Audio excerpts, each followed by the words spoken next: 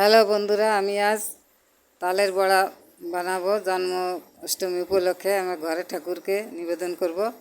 তাল গুলে রেখেছি, গুলে মেখেছি ময়দা, চালের গুঁড়ো, চিনি দিয়ে। নারকেল দিতে হতো, নারকেল পাইনি এখন। মেখে এখন ভাজা শুরু করেছি। তেল গরম করে যে বড়া ভাজছি এখন এখন উল্টে দিচ্ছি। সুন্দর ফুলে উঠেছে, রং হয়েছে কি সুন্দর।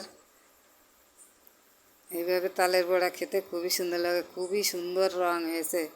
দেখুন, দেখতে কি সুন্দর লাগছে, একদম ফুলে উঠেছে। আগে অল্প কটা করেছি, জাল বেশি হয়ে গেছিলো, পুড়িয়ে গেছে। এখন এইবারে এটা খুব ভালো হয়েছে, ভেজে নিচ্ছি। তালের বড়া খেতে খুবই সুস্বাদু, আমাদের সবাই ভালো খায় বাড়িতে। এখনও কেউ খায়নি, আমরা ঠাকুরকে নিবেদন না করে খাই না তালের বড়া। আজকে ঠাকুরকে নিবেদন করলাম, পুজো করলাম। সব ভাজা হয়ে গেছে, এখন অনেকগুলো হয়েছে, সুন্দর কালার হয়েছে। এখন আমি ঠাকুরের ভোগ সাজিয়ে দিয়েছি, পুজো করছি, ঠাকুরকে নিবেদন করছি। আমাদের ঠাকুর মা লক্ষ্মী, হরিচাঁদ, শান্তিমাতা,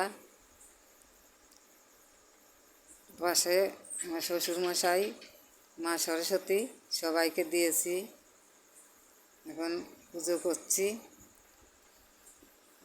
বাড়ি সবাইকে ডেকেছি, সবাই প্রণাম করছে এসে।